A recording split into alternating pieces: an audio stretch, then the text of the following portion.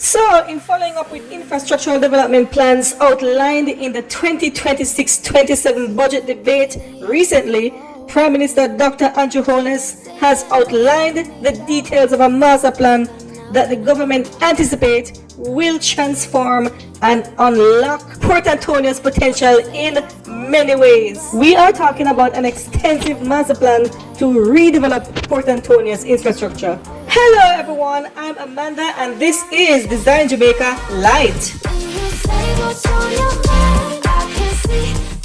So yes, we have been digging for more goodies in the bag and we just keep finding them like crazy because Dr. Andrew Holness, Prime Minister of Jamaica, recently announced major infrastructural development projects that we can expect right across the highland, from highways to parks to promenades to urban centers, you name it. The expectation is large. And retrospect to Port Antonia and Portland in general, which has been on the forgotten side for many years. Now, according to Holness, the plan will deliver 4 transformational elements. These are new cruise ship terminals in the East Harbour, paired with high-end hotels and villas on the Folly lands, which he said will establish Port Antonio as a premium cruise ship destination unlike any other in the region. The site will be intimate, authentic, and framed by some of the most spectacular scenery in the Caribbean, Holness said Thursday during his contribution to the budget debate. The cricket grounds will be enhanced into a modern, multi-purpose sports and entertainment amphitheater, activating what the Prime Minister described as an underutilized asset and bringing major events to Portland for the very first time. There will also be a new pedestrian promenade along the shoreline that will connect the East and West Harbors, transforming the waterfront into a continuous walkable public space for residents and visitors alike.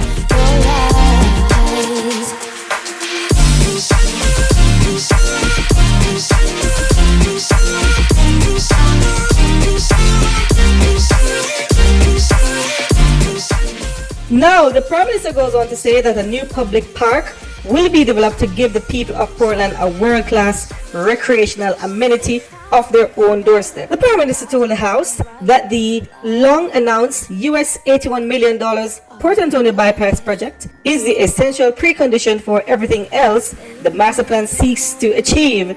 He explained that the 18-kilometer corridor will be delivered in 2 phases. The first, planning Norwich to Turtle Crawl Harbour, comprising 7 kilometers of 4-lane roadway, new bridges and upgraded drainage, built inland and elevated to protect against storm surges and coastal erosion. By diverting through traffic away from the historic town centre, the bypass will give Port Antonio the space it needs to become the premium destination the master plan envisions. Beyond relieving congestion, the bypass will open up new corridors for housing, commerce, and economic activity.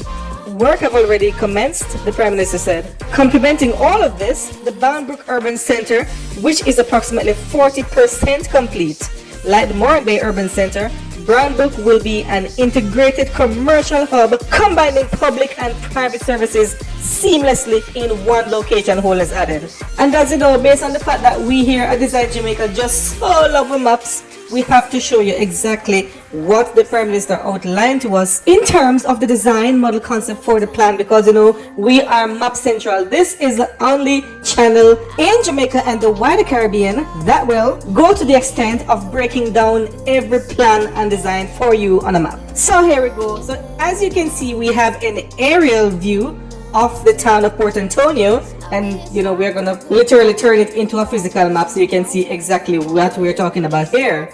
Now over here is the East Harbour, and over that side is West Harbour. You can also see Navy Island over there. And when they're talking about the Folly lands, this is what they're talking about. This peninsula over here is what they're talking about, and that peninsula over there is the Titchfield Peninsula. So there are 2 peninsulas and 2 harbors along with the 2 islands there. Because of these 2 harbors, Port Antonio is sometimes called the Twin Harbor City.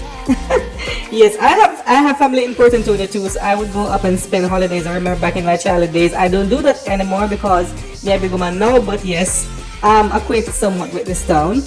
So Twin Harbor City, and it's, you know, by locals it's mostly called Porty. So what we're going to do here is show you the concept development replica of each development, and the first one is the Folly Peninsula and also the Navy Island. First things first, we're going to clear the land of all the shrubs, the unwanted trees and bushes, so that we can start building foundation.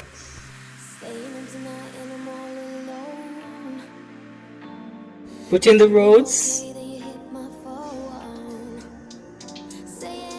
and then the buildings, and after that maybe some parks and other amenities can follow. So if you've noticed that both the peninsula, which is the Folly Peninsula, and the Navy Islands will be fully developed, mostly as green spaces. And of course, this is what Navy Island should look like at the end of it all. As you can see, along the south coast of the island, there should be docks for yachts and different types of boats. As you know, Port Antonio is known for its yachts and different boats. Thanks to the marina within the West Harbor. As well, there should be a mini bridge to connect the island with the mainland via the Titchfield Peninsula. And on the island, there should be 2 beaches along the north coast, as well as within the island itself, there should be villas and different guest houses and probably some hotels as well. And now for you, we're going to design the waterfront and boatyard area, but we can't do it on this map because you won't be able to see the exact concept of it on this map because it's all the way over in the West Harbor. So we're going to give you an overhead Google map so we can design on that from above. Ooh, I am being the one feeling stupid. Anyway, we're certainly not feeling stupid here. So first we have the Northern Coastal Highway, the A4 and other roads turning off. You can also see we put in the trees, buildings. Those in purple are on the waterfront area and those in red are within the boatyard. In black we have the City Walk and of course other existing buildings. And out on the water in yellow, the boats. I mean, if you acknowledge me, singer boss Travis Brocurious, who helped me out with the army earlier on. It sounds good. And last but not least is the Boundbrook Station. Now the area where the old Boundbrook train station used to be, yes. And also in the vicinity of the Boundbrook Urban Center where they're building that facility. So here we go. And just like the previous map, this area is far west, so you won't be able to see it here. So we are going to present an overhead map for you to design the whole thing on.